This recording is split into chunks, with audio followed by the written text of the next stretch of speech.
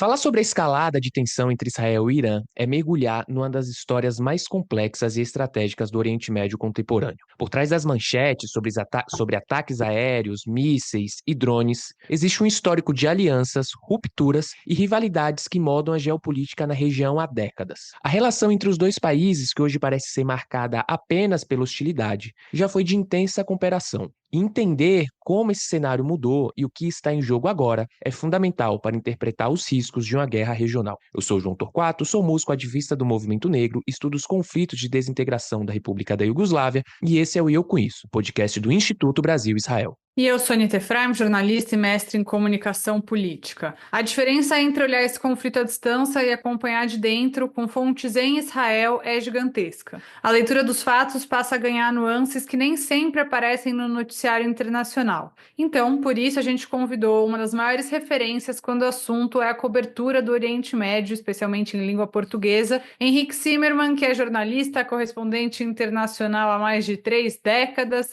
e semanalmente está no Notícias da Guerra, que ele apresenta junto com a Leila Sterenberg no canal do IB no YouTube. Henrique, obrigada por conseguir um tempo para falar com a gente. Sabemos que você está trabalhando muito, então fica esse agradecimento e também perguntar como você está, como sua família está, na medida do possível, do que é estar bem hoje, né? Obrigado, Anita, obrigado, João. São dias difíceis de verdade. Eu acho que estes últimos 3 dias, realmente, do ponto de vista de ataques de mísseis, eu acho que vivi ataques de mísseis desde a Primeira Guerra do Golfo, em 1991, quando eu estava quase, ainda não tinha começado a minha carreira como jornalista, mas estava quase começando, e eu lembro-me dos mísseis do Iraque, do Saddam Hussein, e depois todos os mísseis que toda a gente se lembra, desde o Hezbollah, ao Hamas, à Jihad Islâmica, ao Irã. O Irã atacou Israel 2 vezes no ano 2024. Não me lembro que nós vivemos, especialmente nas últimas 48 horas, e dizem que esta noite vai ser ainda mais forte. Ou seja, passei do meu mamad, que é o meu abrigo dentro de casa, que não é 100%, a tentar esconder-me com a minha filha nas escadas do meu prédio e pegar-me um susto de morte porque caíram mísseis balísticos hipersónicos muito perto, e o estrondo é tal e a sensação de que é o fim do mundo é tão grande que agora vamos a um refúgio que há aqui ao lado da minha casa, a 2 minutos e meio, um refúgio público que esteve fechado durante anos e anos e que agora se abriu e de onde se transformou numa espécie de clube social. Toda a gente que não tem refúgio vai para lá, tem ar-condicionado, estás totalmente bloqueado debaixo da terra. E mesmo assim, ontem à noite, ontem às 3 da manhã especialmente, parecia que o refúgio ia rebentar. Ou seja, há todo tipo de sistemas de respiração que são de metal. Eles começaram a tremer e fizeram um barulho enorme. Tal foi a intensidade da explosão, muito perto da minha casa, na Embaixada Norte-Americana de Tel Aviv, em frente à Embaixada. A Embaixada também foi afetada pela grande explosão e houve dezenas de feridos. E é uma situação complicada, e sobretudo porque não sabemos quanto tempo vai demorar. Eu acho que ainda há um apoio quase consensual a esta operação em Israel, coisa que não acontece em Gaza, mas que aqui sim. Mas mesmo assim, são momentos cheios de desafios. Henrique, vamos datar aqui, né, o nosso episódio para as pessoas não se perderem. Hoje é segunda-feira, dia 16, no Brasil, 11h14 da manhã, em Israel, 5 da tarde e 14 minutos. Então, se alguma informação estiver um pouco desatualizada, é por isso, mas hoje a nossa ideia não é, né, dar o factual. Para isso a gente tem o Notícias da Guerra ao vivo, mas é contar um pouco sobre o que está por trás. Então, queria te pedir para dar um contexto histórico sobre a Revolução Iraniana em 1979. Que tipo de transformação essa revolução provocou no Irã, tanto internamente quanto na forma como o país passou a se relacionar com o Ocidente e especialmente, claro, com Israel? Total. A transformação foi total e absoluta. Eu falei hoje com um membro da oposição iraniana, que está fora do Irã, mas não muito longe, está no Golfo, e as coisas que ele me disse sobre o Irã, que era o Irã de antes de 1979, um Irã onde as mulheres andavam com biquíni e havia um ambiente de liberdade absoluto, mas também é verdade que o Irã, de alguma maneira, foi o primeiro país da Ásia que adotou a democracia liberal no princípio do século XX, mas na altura, na véspera da Revolução, não era uma democracia liberal, era uma ditadura dirigida pelo Shah, e realmente houve uma reação, uma ditadura que eu diria que era já bastante ocidentalizada, com muita cultura ocidental, e os setores mais integristas da sociedade do Irã não quiseram aceitar isso. O Irã é um país muito, muito avançado do ponto de vista também científico, até eu diria social. A mulher tinha muita liberdade no Irã naquela altura. E de repente, em 1979, vemos que o Shah entende que tudo está a ponto de cair, o regime foge, e em fevereiro do mesmo ano chega o Ayatollah Khomeini, volta de Paris, e esse mesmo ano vemos como os estudantes, entre eles o ex-presidente Ahmadinejad, assaltam a embaixada norte-americana e acusam-nos de espionagem e começam a declarar a Revolução Islâmica que vivemos até este momento. E realmente toda esta mudança que houve no Irã, sobretudo quem mais sofreu de tudo isto é a mulher. Cherchez la femme. A mulher de repente encontra-se de que tem que ir coberta, de que há uma polícia da moral que a persegue nas ruas, há até uma espécie de sistema informático que vão passando informação de onde está a polícia da moral para que elas se ponham, se tapem se é necessário, por exemplo, para não ser presas, ou se elas falam com um homem que não é o seu marido ou alguém da sua família, podem ser levadas à esquadra da polícia e ser interrogadas e detidas durante dias. É uma situação realmente, é uma ditadura feroz, a ditadura dos ayatollahs, e se vamos agora, poderíamos falar todo o programa sobre a história, mas eu acho que convém falar qual é a situação neste momento. E a situação neste momento a grande pergunta que todos se fazem e pode cair o regime? Pode mudar o regime? Eu falei com vários membros da oposição, leio muito as redes sociais dos iranianos de dentro do Irã e eu acho que aqui há duas condições para que isso aconteça. A primeira é que o regime seja abalado. E isso está a acontecer neste momento. O regime está abalado. Há uma situação de caos dentro do Irã. Eles dizem que é uma vergonha nacional para eles, uma humilhação, olhar para cima e ver por todos os lados aviões israelenses, dezenas, talvez centenas, de aviões israelenses que têm uma liberdade de ação total, sem nenhuma resistência. Eu acho que houve combates aéreos no princípio, na sexta-feira, mas Israel parece que derrubou muitos aviões iranianos, e desde esse momento não só o corredor que leva as bases do Negev até ao Irã, via a Síria, a Jordânia e o Iraque. É um corredor totalmente limpo, ou seja, não há nenhuma ameaça, os aviões israelenses vão e vêm e abastecem no ar. Isso é uma humilhação enorme, ou seja, que o regime está abalado e há também um êxodo da população de Teherã, centenas de milhares de pessoas que tentam fugir. Eles não têm refúgios, como nós temos em Israel, então abriram-lhes o metro, eles escondem-se dentro do metro e ao mesmo tempo eles vêm como carros armadilhados. Eu não sei se vocês dizem assim no Brasil, mas são carros-bomba, por assim dizer, explodem e matam ontem 14 cientistas nucleares, cérebros autênticos. Ao mesmo tempo que não conta os mídias internacionais, que há aviões privados que partem do aeroporto de Teherã em direção a Moscovo, à Rússia, e a suspeita é que haja dentro alguns dirigentes políticos que fogem com as suas famílias. A mesma coisa acontece na Venezuela, estão a chegar à Venezuela, e é tal o grau de descontrolo que há, que eles não podem nem levar a cabo os funerais das dezenas de líderes militares que Israel matou nos primeiros 10 minutos da operação, e agora nos últimos dias continuam a ser eliminados uma série de líderes militares das guardas revolucionárias e do exército. Eu perguntava, pode cair o regime? São duas condições. A primeira, abalar o regime, eu acho que ele está suficientemente abalado. Mas a segunda haverá uma alternativa organizada? Eu penso que neste momento ainda não há. Penso que eles ainda não estão organizados como para substituir o regime, e se nós tentamos analisar quem apoia o regime e quem não, eu acho que mais ou menos cheguei a uns números nos quais há um certo consenso. Entre 10% e 20% da população apoiam o regime dos ayatollahs. Mas não só apoiam, senão que vivem do regime, recebem salário do regime. Entre 50% e 60%, muitos deles mulheres, 50% a 60% estão contra.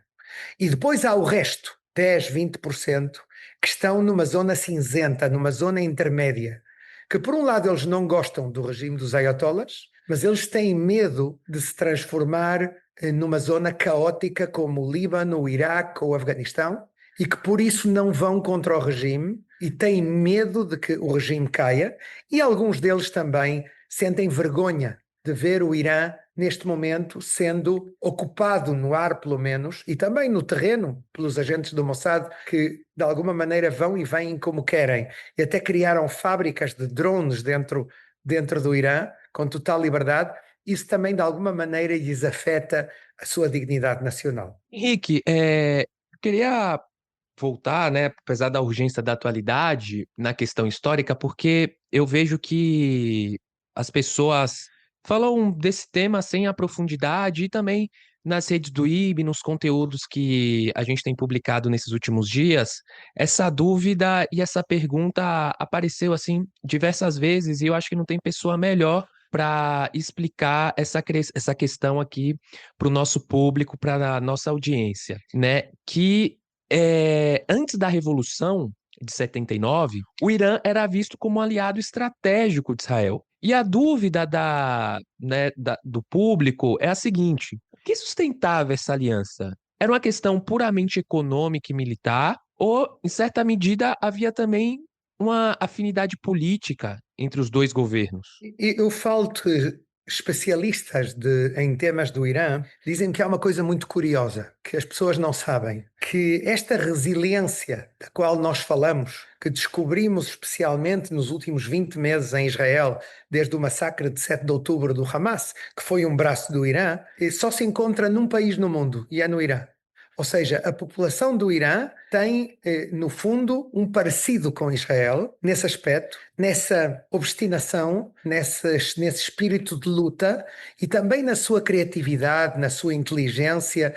Eu acho que há um paralelismo em muitas coisas entre o Irã e Israel. De facto, se tu vais ver hoje em dia as redes sociais dos iranianos, eu acho que eles são muito mais pró-israelenses nos últimos 20 meses do que os europeus. Eles percebem muito melhor o que é viver num regime islamista e os problemas de tudo isto. Identificam-se com Israel, apesar de que não é uma simpatia natural, mas é alguma coisa que eles dizem, bom, nós sabemos o que é um governo islamista radical e, portanto, o que é o Hamas. E há outra coisa que as pessoas se esquecem, e é que o Irã é o autor, não só intelectual, senão material do 7 de outubro. Foram eles que o fizeram. E quando eu digo o Irã, não me refiro ao povo do Irã. O povo do Irã tem muitas reservas em relação a isso. É o governo. Foi o governo que entendeu que as relações diplomáticas entre Israel e a Arábia Saudita estavam aí e eles quiseram matar este processo. Então, eles viram nisso uma ameaça ao seu próprio regime. Um acordo entre Israel e a Arábia Saudita. Porque vocês lembram-se que o mundo muçulmano, quase 2 bilhões de pessoas, está dividido em 2 grandes grupos que são rivais até à morte, os sunitas e os xiitas. Os sunitas são 85% do mundo muçulmano, chefiado pela Arábia Saudita, que é a custódia dos lugares sagrados, Meca e Medina, mas esses lugares sagrados também são sagrados para o 15% xiita, ou seja, para o Irã, encabeçado pelo Irã. E os xiitas, desde sempre, desde que existe, pelo menos nos últimos 250 anos, mas eu penso que isso já é milénios, tentam ser quem tem a hegemonia do Oriente Médio, dentro do mundo islâmico, apesar de ser xiitas. E os sunitas não estão dispostos a que o sejam. Eles são uma minoria.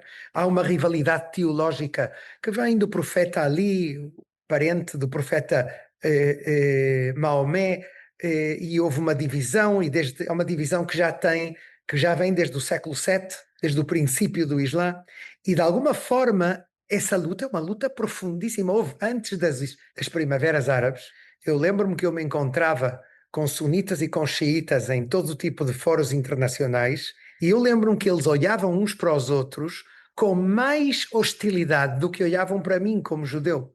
Ou seja, havia uma hostilidade entre eles que é visceral. Por exemplo, eu lembro-me que um deles me disse, um que é amigo, que ele dava a mão por educação ao outro, ao xiita, e depois ia ao banheiro e lavava as mãos. Isto muito antes das guerras provocadas pelas revoluções no mundo árabe no ano 2011. Depois chega o ano 2011, chegam as primaveras árabes e as revoluções e começam guerras abertas entre xiitas e sunitas em muitas frentes. No Iémen, no Iraque, na Síria, na Líbia. De alguma maneira, algumas destas guerras ainda estão vivas até hoje. E esta rivalidade é muito importante para poder entender tudo o que há à volta disto.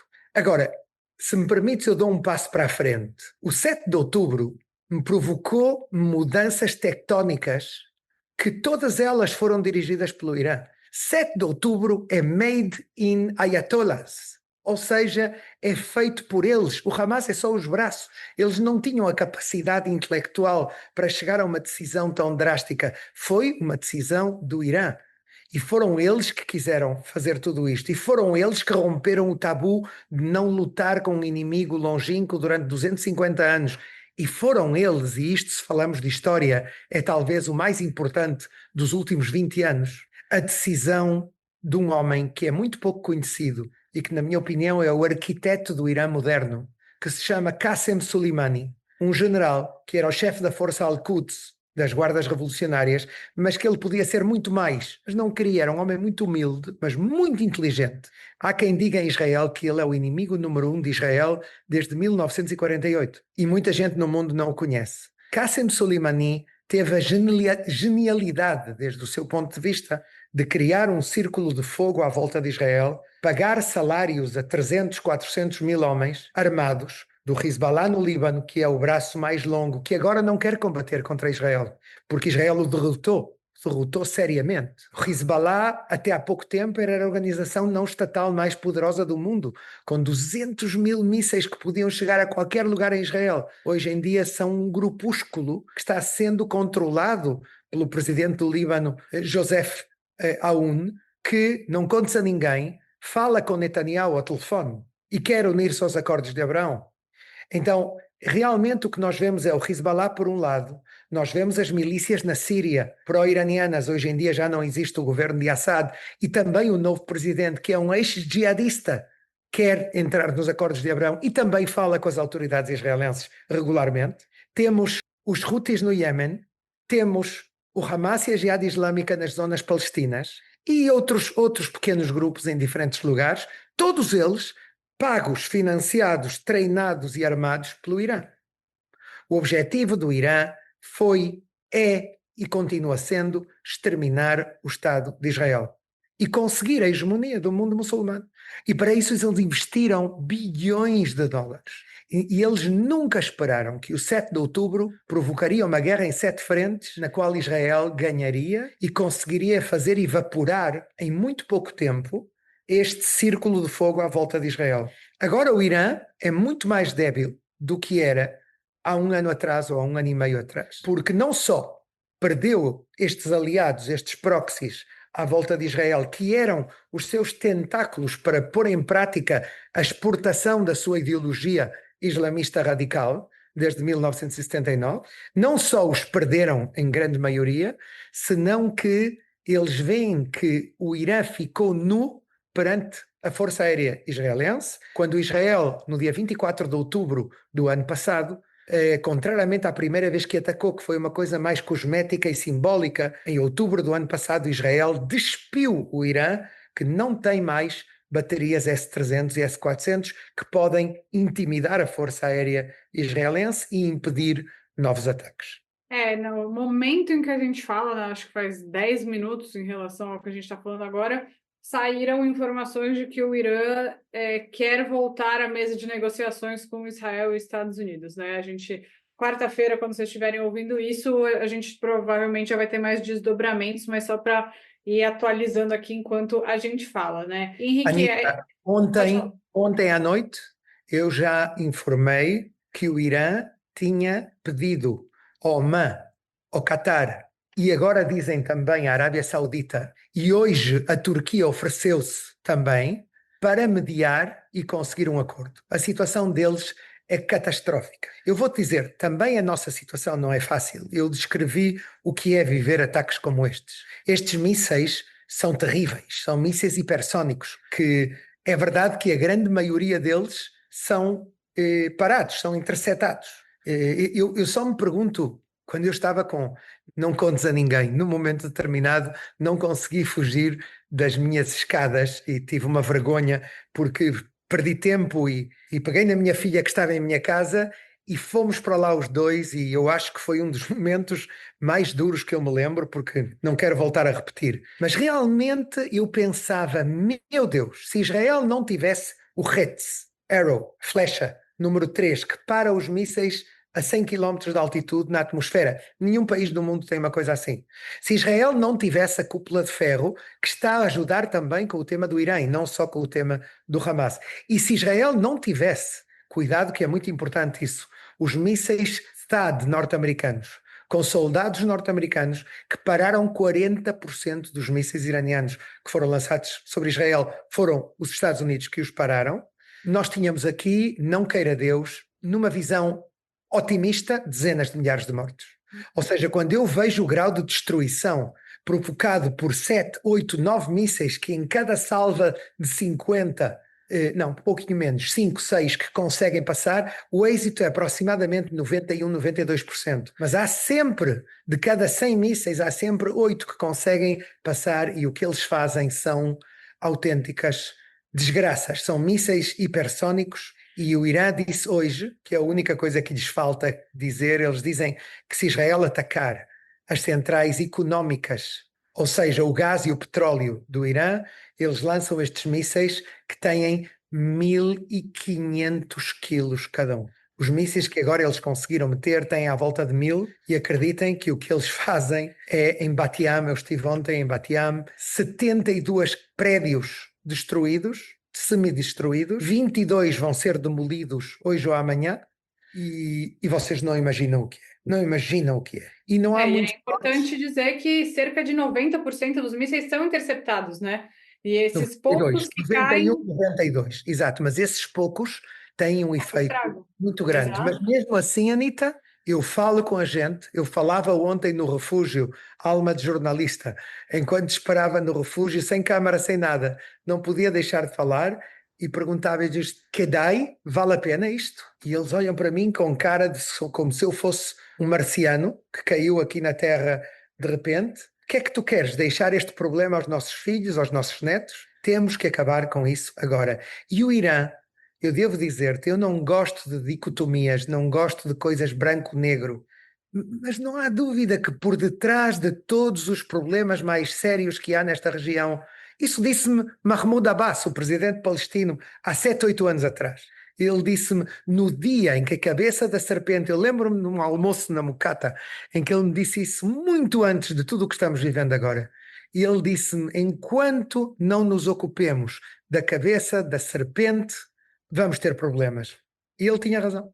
E em relação a isso, Henrique, indo para o ponto de vista histórico, tem um contexto, né? O apoio a esse ataque é muito grande porque o regime dos ayatolás sempre está falando sobre varrer Israel do mapa, nem fala Israel, né? Fala o Estado sionista e coisas do tipo, projeto sionista, chama de pequeno Satã, porque os Estados Unidos são o grande Satã. Como foi esse processo? Como esse Irã dos ayatolás passou a ser tratado como tratar Israel como seu grande inimigo? Foi uma ruptura imediata assim que houve a revolução ou foi um processo gradual, até que esse fosse um dos pilares, né, do atual Irã? Eu acho que foi gradual. Ao princípio eles ocuparam-se mais da sua própria sociedade em 1979, mas a base fundamentalista do Ayatollah Khomeini primeiro, nos primeiros 10 anos, e depois do Ali Khamenei, o atual líder supremo, é óbvia. Eles querem, de alguma maneira, por razões teológicas, eles pensam, é muito importante isso, e as pessoas normalmente não conhecem, o Messias deles chama-se o Mahdi, E segundo a fé deles, o Messias vai chegar quando os inimigos infiéis forem eliminados. Então foi por isso, eu acho, por um lado, por razões teológicas, mas por razões muito práticas.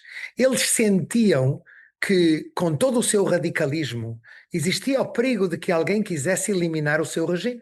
E então foi aí que surgiu a ideia de ser como a Coreia do Norte, ter armas nucleares. A frase que os iranianos dizem todo o tempo é que se Saddam Hussein no Iraque ou Muammar al-Gaddafi no Líbano tivessem armas nucleares, ainda estavam no poder. Nunca teriam sido derrubados. E como eles outros que foram derrubados com as primaveras árabes. Então eles pensam que 2, 3, 4 bombas nucleares não são só úteis para atacar Israel segundo a sua teologia, são úteis para ter hegemonia no mundo muçulmano, mas também são úteis para garantir a sobrevivência do regime. Eles dizem, vejam o que acontece com a Coreia do Norte. Com um líder semilouco, ele faz o que quer, faz simulações de ataques nucleares e ninguém lhe diz nada, ninguém se mete com ele, ninguém o ameaça. Porquê? Porquê é que não o ameaçam a Coreia do Norte? Porque tem armas nucleares. Ou seja, eles pensam que a arma nuclear para eles é um seguro de vida para o seu regime. E também Ali Khamenei, eu sei que ele pensa que é a única maneira dele poder assegurar que o seu filho seja o próximo líder supremo, que ele gostaria muito de criar uma dinastia para tudo isto. E é por isso que eles, de forma quase obsessiva, levam quase 30 anos, entre 25 e 30 anos, tentando pagar um preço altíssimo para conseguir armas nucleares. E é por isso que, neste momento, eles têm 3 instalações, das quais 2 foram destruídas por Israel. Uma em Natanz, a maior de todas, de longe, de onde se enriquece urânio, e eles cometeram o grave erro de que, como pensavam na sexta de madrugada que Israel não ia atacar ainda, deixaram as centrifugas funcionar, e quando as centrifugas funcionam e são atacadas, o dano é muito maior. Então o dano é enorme na maior central nuclear de enriquecimento de urânio do Irã, que é Natanz. Israel bombardeou e, como ainda por cima está mais à superfície, é mais fácil destruí-la. Ou seja, está neste momento realmente out of order, como eles dizem. Pode demorar muito tempo até que volte. O segundo centro nuclear chama-se Isfahan. Em Isfahan, na cidade de Isfahan, também foi praticamente destruído, mais ou menos com a mesma estratégia e com ataques da Força Aérea. O problema neste momento é a central nuclear de Fordo. Fordo, que está perto da cidade sagrada de 24 quilómetros, da cidade sagrada de Qom, dos xiitas, é muito mais pequeno, mas está escondido dentro de uma montanha e é muito profundo, entre 40 e centenas de metros. Então Israel não tem as bombas necessárias para poder destruir Fordo. Sem destruir Fordo, o Irã continua tendo acesso a enriquecimento de urânio e ao seu projeto nuclear, apesar de que este ataque israelense atrase um tempo tudo isto. Tudo depende de uma coisa, da decisão de Donald Trump de utilizar os aviões B-2, que são os únicos que podem carregar a mãe de todas as bombas, que é uma bomba de 13 toneladas que pode facilmente destruir Fordo. Então, a pergunta é, vai Trump fazê-lo neste momento, nesta etapa, ou não? Segundo o que ele diz, não. Mas o Nimitz, o porta-aviões, está a caminho do Golfo Pérsico, vai chegar lá em algum momento, e segundo fontes que eu ainda não pude confirmar, mas segundo diferentes fontes, há aviões de abastecimento, 24, nem mais nem menos, norte-americanos, à parte de fragatas que têm também aviões, que estão a caminho do Mediterrâneo Oriental para ajudar a Israel em caso de uma complicação. Onde é que isto nos vai levar? Eu não sei. Mas eu gostaria que quem nos esteja a ver entenda uma coisa. O Irã é um foco de problemas não só para Israel. Eu posso vos dizer que no mundo árabe, cada vez mais, Líbano, Síria, Bahrein, Arábia Saudita, Emirados Árabes Unidos, olham com grande preocupação para o que acontece neste momento por 2 motivos.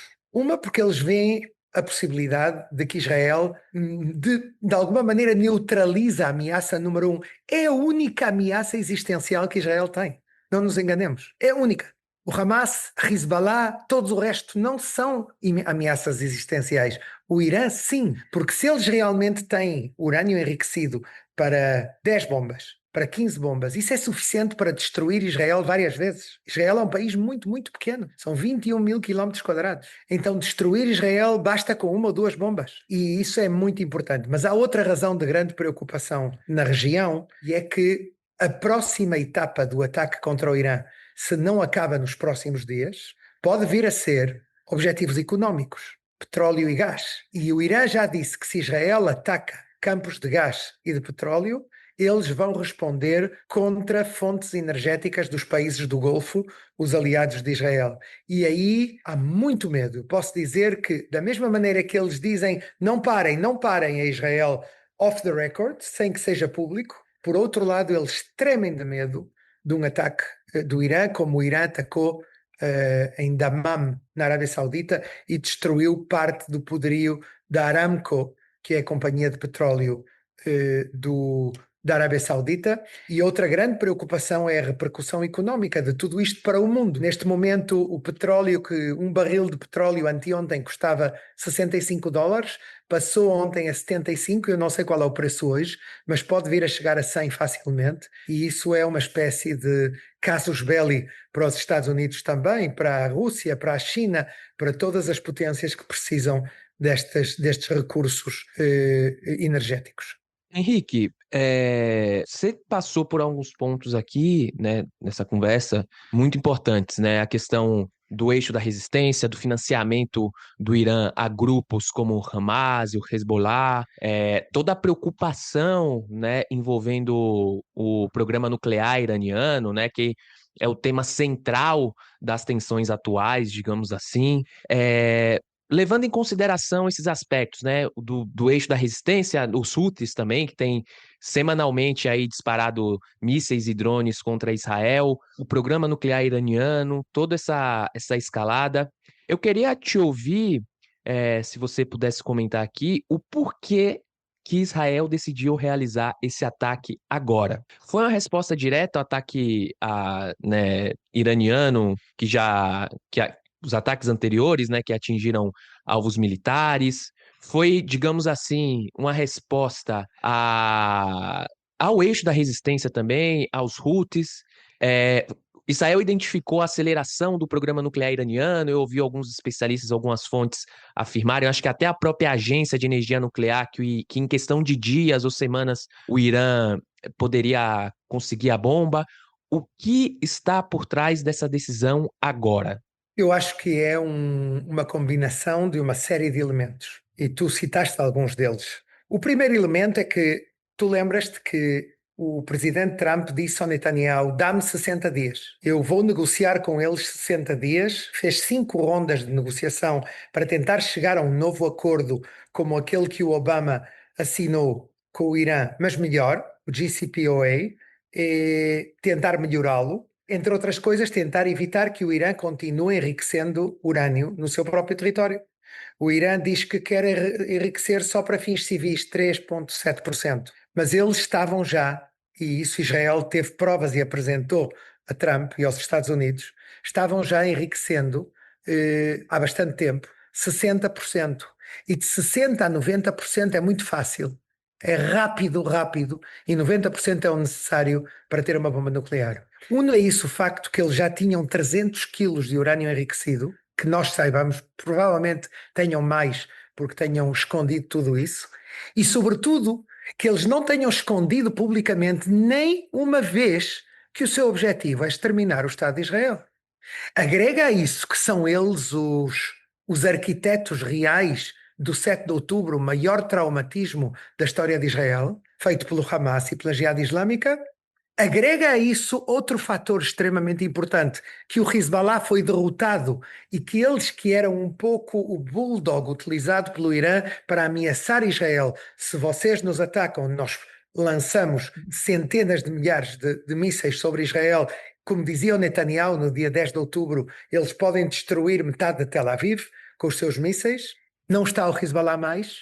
está controlado pelo exército libanês depois de que Israel fez a operação dos Beepers e lhes deu um golpe e eles fogem do Líbano agora e estão na América Latina, estão chegando 400 dos seus oficiais e famílias à América Latina. Tudo isto, mais a debilidade do Irã, que em outubro perdeu as suas defesas antiaéreas russas, S-300 e S-400, fez com que fosse o momento, mas aí veio o golpe total e final, e foi que Israel ataca no dia 61, depois dos 60 dias das negociações, respeitando o que prometeu a Donald Trump, mas ainda por cima, Grossi, o líder da Agência Internacional da Agência de Energia Atómica, diz publicamente, depois de 60 dias, que o Irã viola o acordo nuclear. Então, neste momento, Israel vê tudo em cima da mesa. A preparação durou 3 anos. O Mossad já tinha criado fábricas de drones dentro do Irã, levou carros, levou agentes, eu não sei se centenas, se milhares, mas tem agentes locais que o ajudam. Tudo estava já criado, tudo estava feito e as condições gerais chegaram à conclusão que provavelmente não se podem repetir. Eu falei hoje com um jornalista dos mais críticos em relação a Benjamin Netanyahu, o homem que encabeça a campanha contra Benjamin Netanyahu há muitos anos, Ben Caspit, um jornalista muito famoso, e o Ben disse-me, sabes que eu sou a pessoa que mais suspeita de Netanyahu de tudo o que ele faz. E eu muitas vezes disse que a guerra de Gaza é uma guerra política, é uma guerra para sobreviver a sua coalizão, para manter o governo vivo, para fazer que ele tenha de alguma maneira, influenciar o seu julgamento. Mas no que se refere ao Irã, eu posso-te assegurar, disse-me ele, que não há nem 0,1% de politização. Era uma necessidade existencial. E nisso, diz ele, não é por acaso que muitos dos pilotos que neste momento estão viajando do Negev israelense até Teherã, arriscando as suas vidas, bombardeando objetivos nucleares, voltando, abastecendo no ar, voltando para lá. Muitos deles são caplanistas que estavam nas manifestações durante o último ano e pico contra o governo de Netanyahu, contra a reforma judicial e a favor do cessar-fogo em Gaza. Quer dizer que é preciso entender isso. E é preciso entender várias coisas mais que eu acho que as pessoas não entendem. O Irã é de verdade uma ameaça existencial para Israel.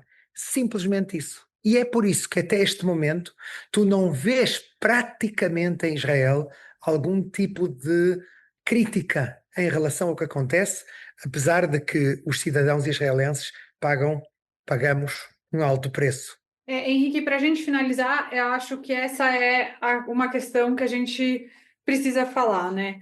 Tem muito apoio. Em Israel, as pessoas entendem que o Irã é realmente essa grande ameaça, mas até que ponto? Tem um limite? Porque quando você vê as fotos, né, de Bat Yam, as fotos de Rishon LeZion, onde você esteve ontem, como você falou, elas impactam de uma forma que as pessoas não estão preparadas para viver. Então, quando você fala, eu apoio um ataque ao Irã, às vezes isso é feito de uma forma, não levem a mal a palavra que eu vou usar, mas inconsequente, no sentido mais literal de não pensar nas consequências. Então, qual que é essa medida, Henrique? Até que ponto você entende da sua experiência, de todo o tempo que você vive aí, dessa equação entre o que Israel tem que fazer com o Irã para isso valer a pena e o que Israel não pode deixar que o Irã faça com a sua população civil para que tudo isso valha a pena? É difícil a pergunta, né? A gente está fazendo um exercício de futurologia. É uma pergunta tremendamente difícil, mas eu sabes como eu vou-te dizer o que eu penso e obviamente não posso ter, a minha bola de cristal ainda está muito turva neste tema, mas vamos tentar. Repara uma coisa, eu já vi guerras que começaram com euforia e terminaram com depressão. Às vezes até injustificada, como foi a guerra do Olmert em 2006 contra o Líbano, contra o Hezbollah no Líbano. Eu não sei o que é que vai acontecer aqui se dentro de 2 ou 3 semanas continuarmos como estamos agora ou houver dezenas de mortos mais. Mas há uma coisa importante, Anita. Na noite em que o gabinete de guerra israelense decidiu aprovar esta operação, a previsão era que haveria no primeiro ataque, que seria minutos depois do ataque israelense, segundo pensavam, demorou 19 horas, mas eles pensaram que a reação seria imediata, haveria entre 800 mortos em Israel e 4.000. E apesar de tudo, o governo tomou a decisão de ir para a frente com isso. Porquê? Porque é uma ameaça existencial, a sério. Eu penso também que, de alguma maneira, o Netanyahu põe aqui toda a sua reputação futura, põe-na neste ataque. Se sair bem, ele poderá algum dia ir embora e dizer: acabei como um rei, King Bibi. Se sair mal, o nome dele cairá e ficará sujo para o resto das gerações. Ele sabe isso, mas ele tenta e ele continua de alguma maneira moldeando a região, pensando talvez que isto possa levar a acelerar um acordo em Gaza, se realmente Israel tiver êxito. Porque no momento em que o Hamas perde a única base séria que tem, à parte do Qatar, que é o Irã, provavelmente eles vão acelerar um acordo, provavelmente eles vão ser obrigados a libertar os reféns, que ainda fiquem vivos, oxalá que todos os que possa ser. Tudo isso, eu acho que então seria o momento em que Netanyahu tentaria chegar a um acordo com a Arábia Saudita e com outros países árabes que sabemos, e eu já mais do que insinuei, que estão na fila à espera de poder unir-se aos acordos de Abraão. Quanto tempo a opinião pública israelense vai ter de paciência? Eu vou-te dizer, a opinião pública israelense é muito esperta. As pessoas informam-se, sabem de tudo, têm família que está em Gaza, que está agora nos aviões a caminho do Irã.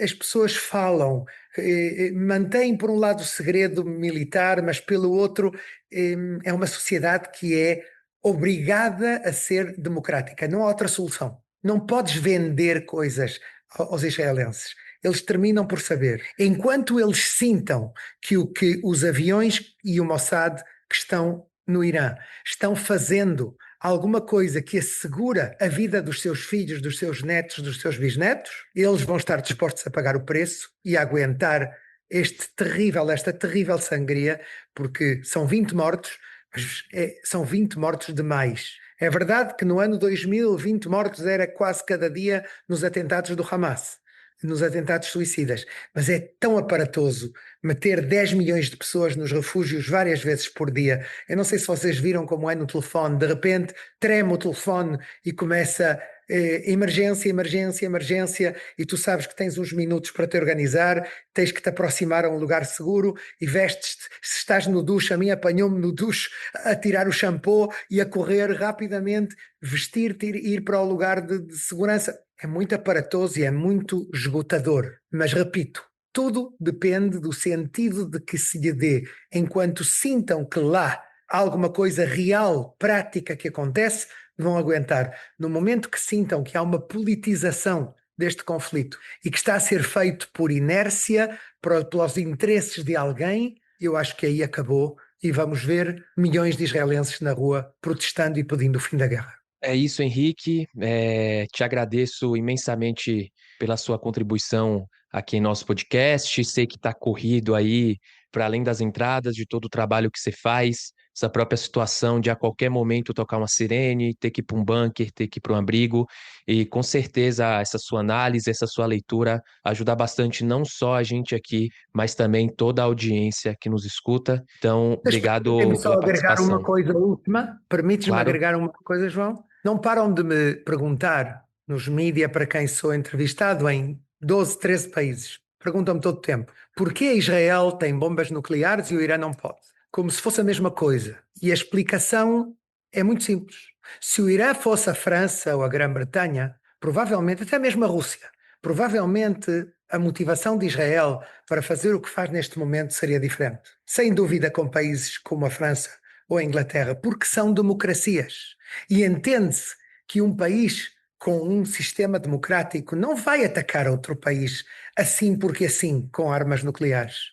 Mas quando tu tens uma ditadura radical islamista que tenta devolver-nos ao século VII, ao princípio do Islã, e que ao mesmo tempo não esconde a sua ameaça de querer borrar o que vocês definiram como o pequeno Satanás do mapa, e eles dizem isso todas as semanas, abertamente, não escondem isso, não é a mesma coisa. Shimon Peres, o Prémio Nobel da Paz, dizia-me: eu ajudei Israel a ter armas nucleares para que nunca, nunca possa repetir-se outro Auschwitz. Essa é a minha motivação, mas eu também te asseguro, disse-me ele, Israel nunca será o primeiro em usar armas nucleares. Tem toda a razão, acho que é uma pergunta que todo mundo faz e ela é importante, né? Porque é que Israel não é uma ameaça, né? Porque Israel não seria uma ameaça tendo armas nucleares, que todo mundo sabe que tem, apesar de não ter uma admissão aberta, e porque o Irã é considerado. Eu acho que essa é uma resposta muito plausível, e não à toa, dentro de Israel, as pessoas se preocupam muito com a própria democracia israelense, né? Os rumos que o país pode ter se deixar de ser uma democracia em algum momento, como essa era a preocupação há cerca de 2 anos. Henrique, obrigada. Vamos te liberar aqui, que são muitas entradas, inclusive com a gente. E lembrando que quem quiser mandar um recado para a gente, pode escrever para o nosso e-mail, e eu com isso, @institutobrasilisrael.org, ou deixar um comentário também no Spotify. Se você quiser deixar um elogio para o Henrique, a gente repassa tudo para ele. E sigam o IB nas redes sociais, se inscrevam no nosso canal no YouTube para seguir acompanhando as principais atualizações de tudo que está acontecendo. Obrigada, Henrique, até a próxima. Obrigado a vocês. Até a próxima.